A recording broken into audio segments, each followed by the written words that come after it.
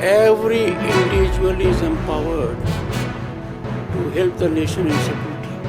And trade, business, commerce and industry in particular can play a pivotal role in security issues. Can we afford to empower countries that are inimical to our interests? Time has come when each one of us must deeply think about economic nationalism. We no longer can afford, by travel or import, economy of those countries get improved because of our participation. And those countries in times of crisis are positioned against us. And therefore I firmly believe that we must always keep one thing in mind, and that is nation first. Everything has to be reckoned on the fulcrum of deep commitment, unflinching commitment, dedication to nationalism, because there is no other way out. And that mindset we must teach our toddlers right from day one. Research will define where India will be there in global community of nations, whether it is with respect to war or development. World has come to know our Akash, its potency, its efficacy. World has also come to recognize our powers. And there is much more to that.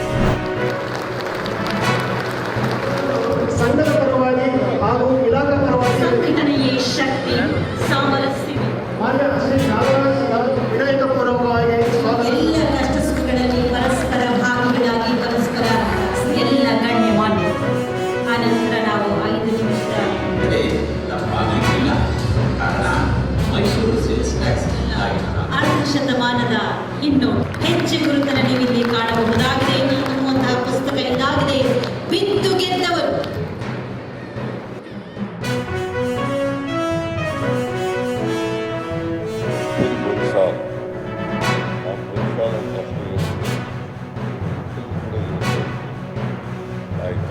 Bansal ಅವರಿದ್ದಾರೆ. ಈಗಾಗಲೇ ಹೇಳಿದಾಗೆ ತೆರಿಗೆ ವಸೂಲು ಮಾಡೋದಿದೆಯಲ್ಲ, ಅದು ಬಹಳ ಜವಾಬ್ದಾರಿ. ಮತ್ತೆ ಈ ತೆರಿಗೆ ವಸೂಲು ಮಾಡೋ ಇಲಾಖೆಗಳಿದ್ದಾವಲ್ಲ, ಇದಕ್ಕೆ ಹೆಚ್ಚು ಜವಾಬ್ದಾರಿಯಿಂದ ಕೆಲಸ ಮಾಡ್ತಕ್ಕಂಥ ಅಧಿಕಾರಿಗಳಿದ್ದರೆ ಹೆಚ್ಚು ತೆರಿಗೆ ವಸೂಲಾಗಲಿಕ್ಕೆ ಸಾಧ್ಯ. ಅದರಲ್ಲೂ ವಾಣಿಜ್ಯ ತೆರಿಗೆ ಇದೆಯಲ್ಲ, ಎಲ್ಲ ತೆರಿಗೆಗಳಿಗಿಂತ ಹೆಚ್ಚು ಬರ್ತಕ್ಕಂಥದ್ದು ವಾಣಿಜ್ಯ ಇಲಾಖೆಯಲ್ಲಿ. ನಿಮ್ಮ ಜವಾಬ್ದಾರಿ ಜಾಸ್ತಿ ಇದೆ. ಈ ವರ್ಷ 1,20,000 ಕೋಟಿ ರೂಪಾಯಿಗಳನ್ನು ಟಾರ್ಗೆಟ್ ಕೊಟ್ಟಿದೆ. 1,20,000 ಕೋಟಿ.